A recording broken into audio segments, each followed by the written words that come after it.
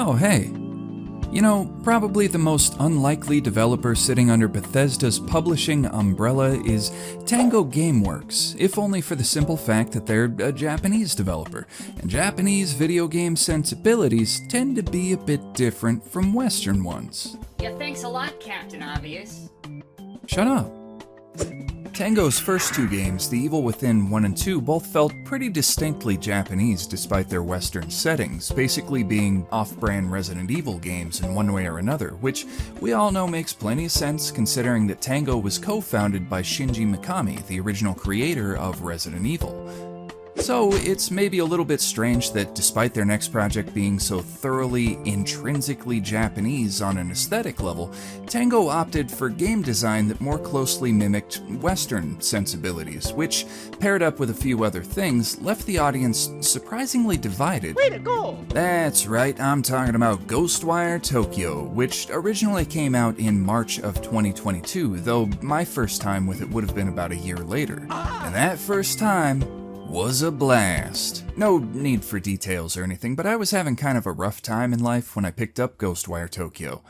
And in this game, I found a great little slice of escapism, a place to retreat to, if only for a little while, and revel in an aesthetic in a setting that felt almost tailor-made to appeal to me and my tastes. Though I know there are a lot of other people out there with similar tastes, so it was made for you too. Of course, because this was how the game felt to me, it initially struck me as strange that seemingly the majority of prominent YouTube reviews for the game, when I finally took a look at them, were giving it a bit of a thumbs down. And yet, despite my love for the game, when I took a listen to these critiques, I couldn't entirely argue with most of the points they made. So let's take a look at this thing, shall we? Also, spoilers. Probably. Spoilers. There, you're warned. Oh no, spoilers. Also in Japanese, look. Spoiler. I don't know how you say that. Broadly, the overall story concerns a supernatural event taking place in Tokyo in which a massive fog rolls through the streets which causes the entire population to disappear on the spot.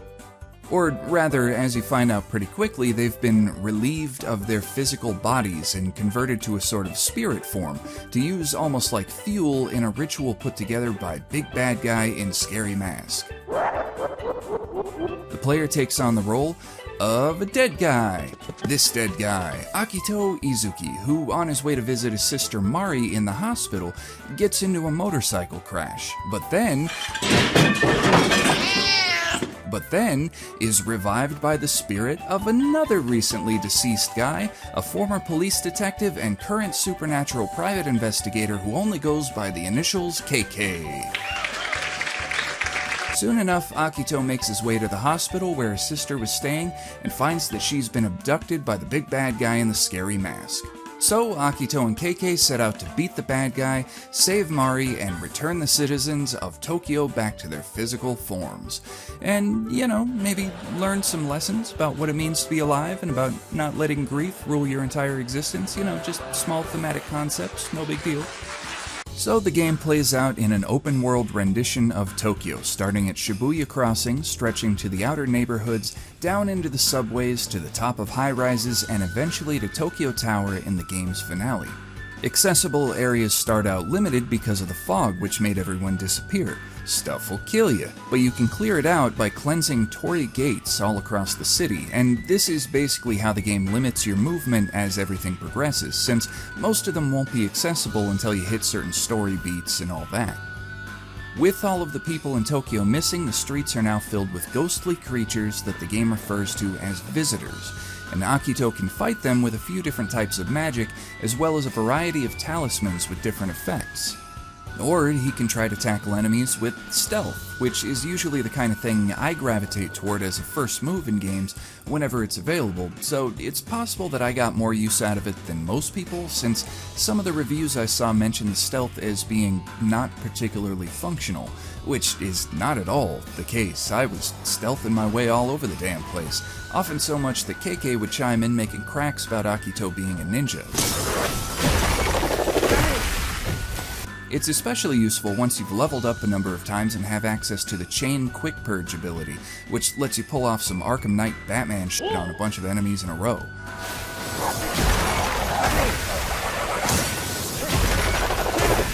Kind of a side note, I also heard people criticize the bow and arrow as being a last resort weapon for fights, and I'm just like, really? It's for stealth. It's for picking guys off from far away. And it's actually incredibly satisfying. It's kind of a shame that some people apparently went through the game without realizing that, because it's pretty fun. While navigating the streets and rooftops, Akito will also get tasked with collecting the now bodiless spirits of the people of Tokyo and handing them off to an associate of KK's named Ed for safekeeping, by depositing them in public payphone booths. And I'm just now realizing that this is one of the looniest freaking sentences that has ever escaped my lips. Shut up. It's technology. It's science. It's real science. Shut up. Collecting these is really one of the quickest ways, so to speak, of gaining XP and money in the game, so you'll be doing it a lot. And much of the game time tends to be eaten up by simply seeing a bundle of spirits in a hard-to-reach area and trying to figure out how to get to it. And as with most open-world games, there are also side quests, which are incredibly wide-ranging in their rewards and length and level of involvement. Some of them are a little bit trite, to say the least, but then others will present you with entirely new areas to navigate, or every now and then, a really interesting little dilemma that you need to solve, so that some of these lingering spirits that died prior to the fog rolling in can actually move on to the other side. So that's most of the game laid out in simple terms. So what did anyone take issue with? Well, to be clear, most of the negative reviews I came across weren't exactly scathing or anything. They had positive things to say as well, but there were a number of through lines that kept coming up, which edged the game into thumbs down territory for a lot of them. One of the most commonly cited issues is the game's map. We live in a post-Assassin's Creed world, where Ubisoft game design became the norm for games with open environments quite a long time ago, and that shit has stuck around long past its expiration date. I mean, it's easy enough to understand why. It's a simple way of conveying information to the player. You cleanse a Torii gate, pop open the world map, and oh, there's all this new stuff to do. Except it's kind of an eyesore, and it eventually becomes so much stuff cluttered all over the map that for most players it'll come off as overwhelming and kind of intimidating. Not to mention that it's not exactly the most graceful type of game design. In the past several years, we've had open world games that actively avoided this kind of thing or found ways around it. Breath of the Wild and Tears of the Kingdom focused less on preset map markers and more on actually designing its world to grab your attention with landmarks, and Elden Ring did something similar, with an even smaller focus on the map itself, which made the process of exploring feel even more rewarding. Then you've got games like Ghost of Tsushima, which, despite coming out of a Western studio, put forth a lot of effort to avoid typical marker-based exploration, instead directing your movement with the actual flow of the wind, as well as leading you towards secondary discoveries by having you spot foxes or birds out in the environment, and then chasing them toward their destinations. These games found organic ways to circumvent typical Assassin's Creed-style design, and were rightly praised for it. So then, along comes GHOSTWIRE Tokyo, which really did nothing to avoid these cliches of modern game design, and it was called out for it. There's nothing inherently wrong with what it does, but at the same time, having played any number of similar open-world games over the past 15 years, it did hit a lot of players with a feeling of, oh, here we go again. Another common criticism is that the combat is repetitive, which, again, is fair enough. There is a lot of combat in the game, and over the course of the entire thing, you only get 3 weapons, though, yeah, they do upgrade to have different functionality. You start off with a wind power, which acts kind of like a pistol would in any other first-person shooter. Later you pick up a water power and then a fire power, which act a bit like a shotgun and rocket launcher respectively. Upon upgrading, the wind power can gain an auto-fire function, making it like a machine gun, while the fire ability can turn into something like a flamethrower, and the water power can develop a freezing AoE attack, which I don't think I really have a direct parallel for that one. Regardless, that still only amounts to 3 weapons, each with a secondary fire, and that secondary fire tends to eat up ammunition really quickly, which on my first playthrough made me feel like I should use it as sparingly as possible. But I never really figured out a situation where it makes more sense to use those over the default modes of fire because it would have just made me run out of ammo. So on that first playthrough, I pretty much never used them. For this new playthrough, I discovered halfway through the game that as a reward for collecting all the spirits on my first run, I now had an accessory in my inventory which basically gave me infinite ammo. So, full disclosure, I'm basically cheating in a lot of this footage. Though the fact that I was playing on hard mode still made it retain a surprisingly healthy amount of challenge, and that's how I would recommend playing it to anyone else, on hard mode I mean, because I kept hearing over and over that normal mode always felt too easy. So anyway, combat is somewhat comparable to a shooter, though there is inherently a very different feel to it, partly because of the environments, most of which are cramped streets and rooftops or literal arenas when you get whisked away to the sort of spectral realm, which almost gives it a feeling closer to a brawler of some kind, except with ranged attacks. There's also the fact that effective combat tends to involve fewer quick shots with your magic and more in the way of charged attacks, so they do considerably more damage with the same amount of ammo. Once enemies are damaged enough, they'll enter a temporary vulnerable state, and you can put them out of their misery by ripping out their magic cores with the eponymous GHOSTWIRE.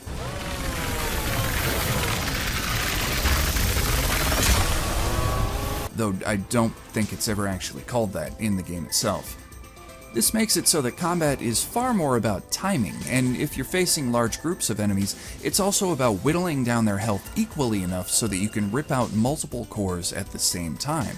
And it's a fun little dance, all things considered, but as mentioned, many people felt that it got a bit tiresome pretty quickly, and after a few hours, you'd pretty much done everything you were ever going to do in combat. The enemies only come in a small variety, and most of them have very similar AI, just kind of beelining towards you and swinging, with a few small exceptions. So as the game goes on, use of the same strategies with the same weapons against incredibly similar enemies understandably starts to make the game feel very repetitive. I think it's possible that I personally have a higher threshold for this kind of thing, so I was never all that bothered by it, but I have reasons for that which I'll get into a bit later. And probably the third biggest criticism I would hear is that the game overall is very oddly paced and plotted, which I won't even sugarcoat. It absolutely is true. The story begins with a great pretense of urgency. We gotta find Hanya. We gotta save Mari. We gotta collect all these spirits so we can turn them back to normal once this is all done. I think. I don't really know. I don't know what their plans are with the spirits. It doesn't really go into much detail. I hope they go back to normal after the game ends, but I don't know, man. Anyway, all this stuff has gotta happen before the night is out.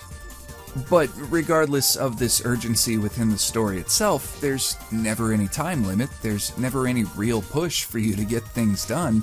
You're kind of free to just wander and do what you want for as long as you want. And that's not a bad thing in terms of game design, but when it comes to story, suddenly we've got a pretty big case of that old term, ludonarrative dissonance.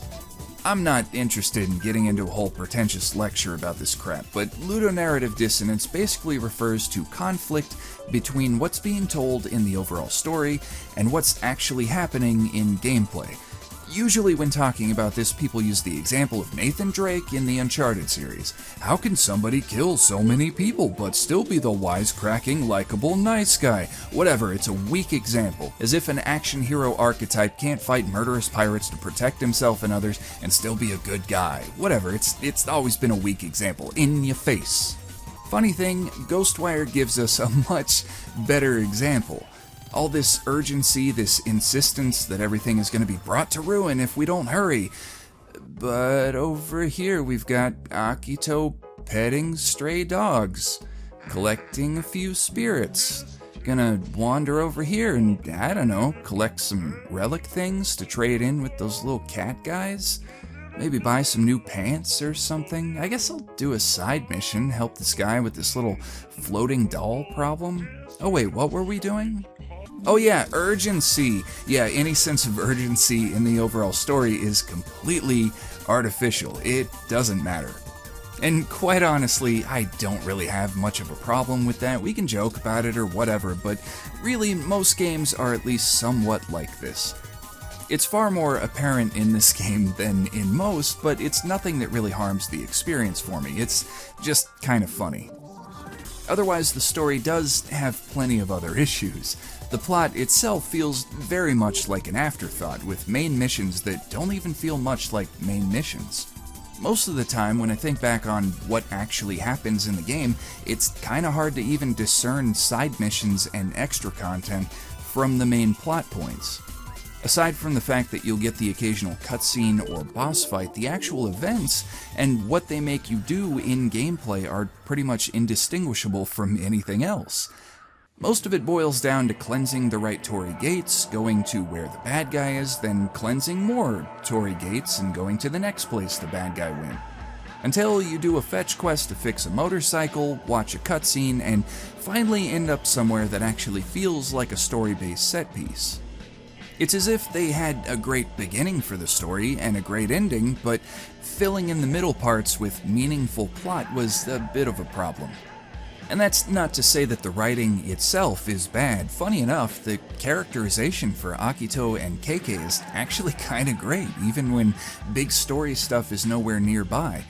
The way they bounce off one another, quip and quibble all the time, and slowly, in-game, have conversations that reveal bits and pieces of their backgrounds and lead them to have a better understanding of one another is pulled off really well. So much to the extent that when you reach the end of the game, and again, I said spoilers, the two characters are making their goodbyes. Keikei makes one of his usual quips, Akito comes back with the usual smartass comment, and then no response. Keikei is gone, and the interplay between the two that was so common the rest of the game, and that Akito was expecting in the moment, is silenced. And when that happens, it kinda hits, man, in a way you really wouldn't expect, considering that the actual plot is so unremarkable and full of holes. But the dialogue and personalities and the arcs they go through are stronger than you might expect, at least for Akito and Keikei. The rest of the characters barely get enough screen time to make any impact, unfortunately. I wanted to get to know you, Dale. I really did. You and your beard.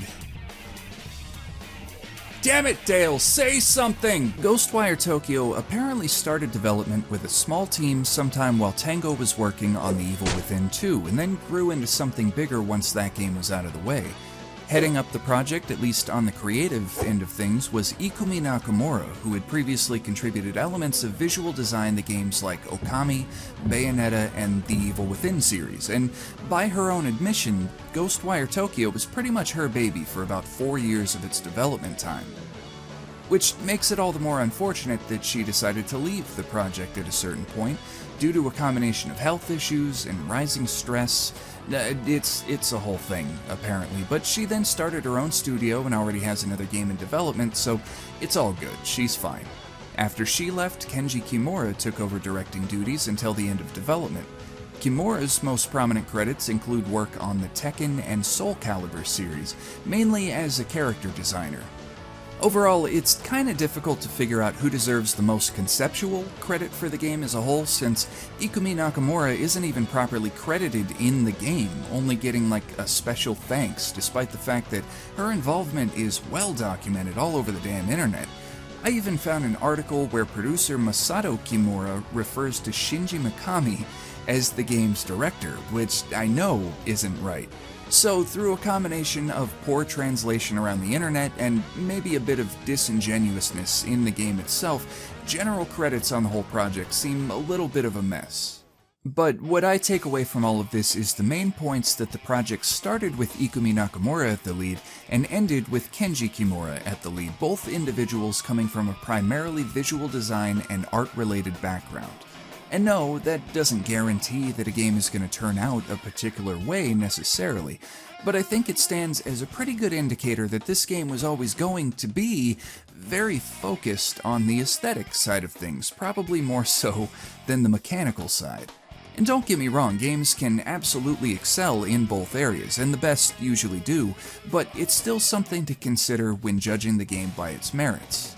I personally take intention on the part of the artist as one of the most important things to think about when assessing a work's value. What did they intend to do with this thing, and how effectively did they do it? Not everyone looks at things this way, and criticism and analysis can be a very complex subject to delve into, but it's my video, shut up. All things considered, despite all of the work that was put into it, I don't really think that combat or stealth or leveling up or any other mechanical aspect was really the main point.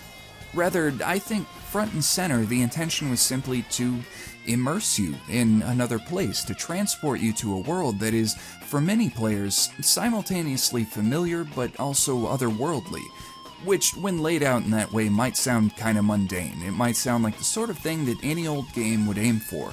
But man, this team went all out with the visuals and the audio in creating an almost tactile sensation of place. It's the kind of work that really, for any player willing to give themselves over to it, can practically give you a new place to go and just live for a little while.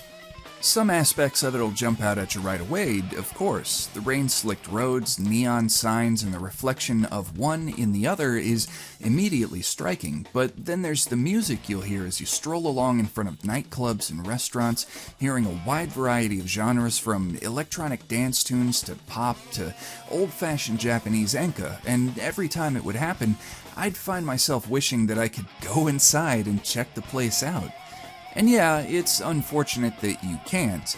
The game does have a surprising amount of interiors that you can go into, oftentimes apartments or offices, way more than I expected first getting into the game, but it's understandable enough that they could only include so much. It might sound like copium to some people, but the fact that these exteriors are evocative enough to make me long to see the inside is actually good enough for me, because it contributes so greatly to that feeling of visiting a genuine place. If you take an actual trip to Tokyo, chances are you're not going to go into every building you see, you're not going to partake of every restaurant, but the look of everything, the decorations, the sounds coming from within, it all hits you over the head with a sense of, well, culture. I was surprised to find as I got toward the end of the game and closer to the outer areas of the city that I would still come across signs and restaurants that I hadn't seen earlier when I was more toward the center of the city.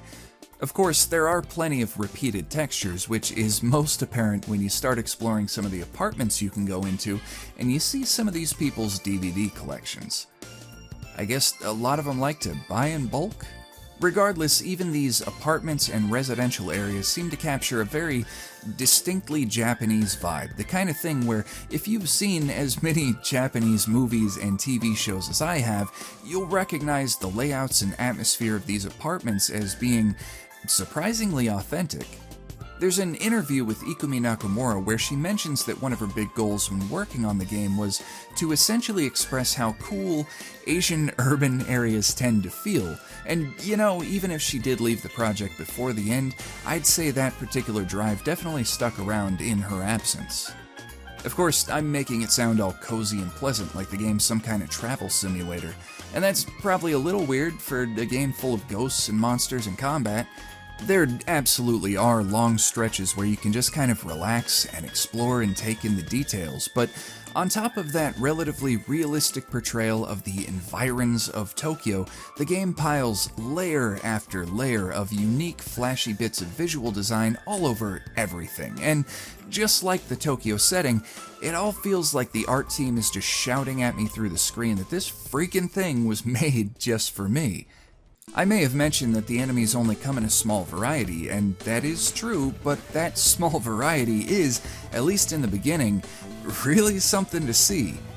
It is unfortunate that you see all of these so many times throughout the game because, yeah, for most players they will start to feel a bit commonplace eventually, But hey, I take a step back for a moment and take another look, and I don't care, man. This stuff is never not gonna be creepy. You know, in a good way.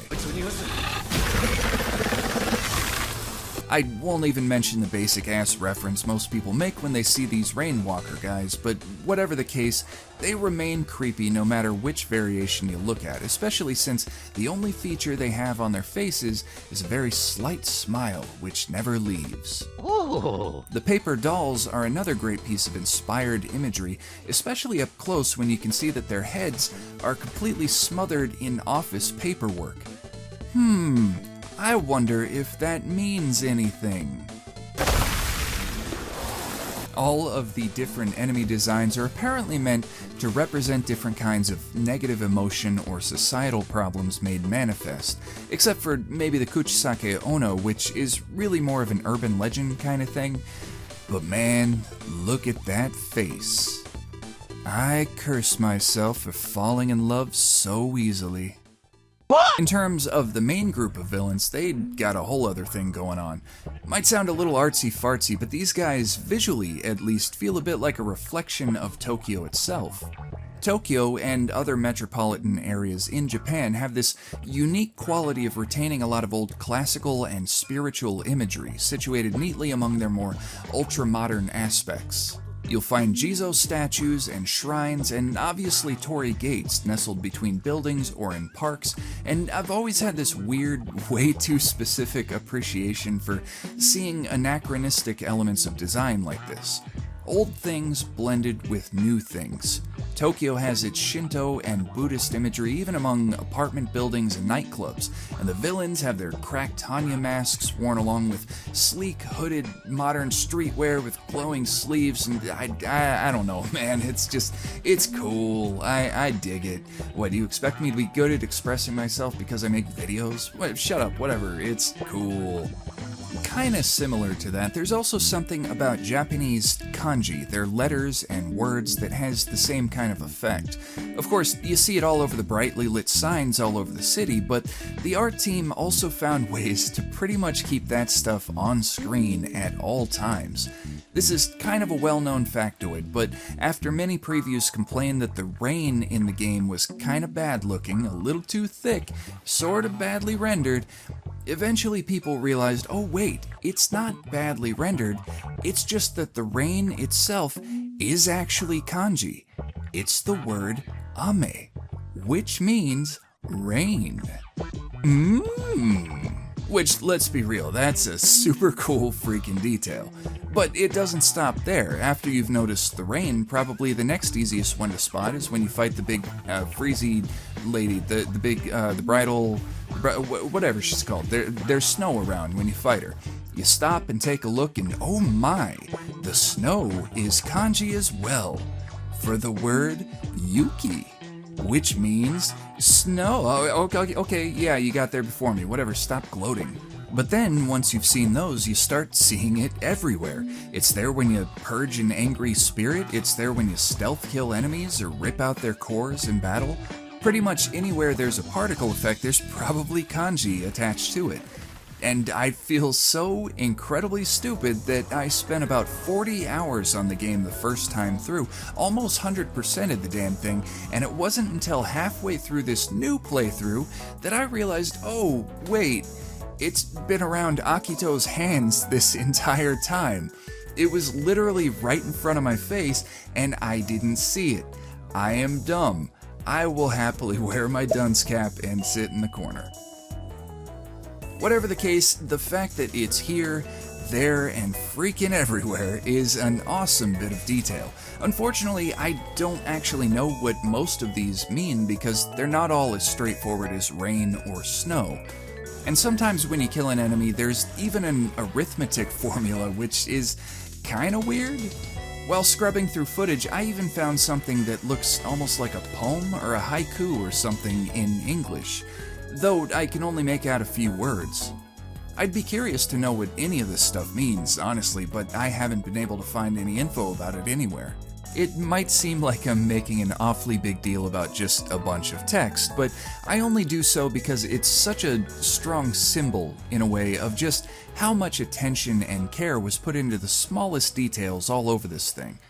There's a side mission late in the game which takes place in a haunted school, and at a certain point you have to enter a sort of mirror realm in order to stop the spirit that's haunting the place. Anyway, when you step through the mirror, if you take a look at the awards in the principal's office, you'll notice that the text on these things is now backwards. The stuff is barely legible as it is, and the developer still saw fit to flip the textures when you step inside the mirror. If that doesn't show you just how precise the attention to detail in this game is, I don't know what's going to do it for you. Slightly on that subject, the school itself is kind of interesting in that it's the only genuine horror section in the entire game. Despite the subject matter, the main missions aren't really trying to scare you, it's an action adventure. It's kind of like Castlevania, where you've got vampires and demons and ghouls all over, but being scary isn't at all one of its goals. But the school flips that around, actually incorporating a consistent atmosphere of dread, akin to what something like Fatal Frame might do. Some of it works, some of it doesn't, since the school only comes about toward the end, so by this point you're already familiar with what the mechanics allow the game to do. But it is a really cool inclusion, tapping into some really classic subject matter in Japanese horror, which, again, is the kind of shit that pulls me in. Interesting thing, the school was only added a full year after the game originally came out, as part of a free update, which also included an entirely new game mode called the Spider's Thread. The new mode takes the basic gameplay of the main experience and remixes it, so to speak. You're suddenly pulled into an ascending series of levels with a kind of roguelite structure, where if you die, you have to start over from the very beginning, except retaining whatever skills you've unlocked. So as you play, ascend, level up, die, and restart, you slowly get better and better as you reach toward the boss at level 30. And as repetitive as the gameplay might get in the main story, recontextualizing it in an arcade-style series of diverse, bite-sized challenges like this, I was kinda shocked at how it re-engaged me with the entire game. It's almost ironic that it does, since it literally becomes all about repeating things again and again, but it's really well structured. In all, it probably added about 8 to 10 extra hours of play, which, I don't know, for something that came out as an entirely free update a year after the game's release, that definitely left me impressed.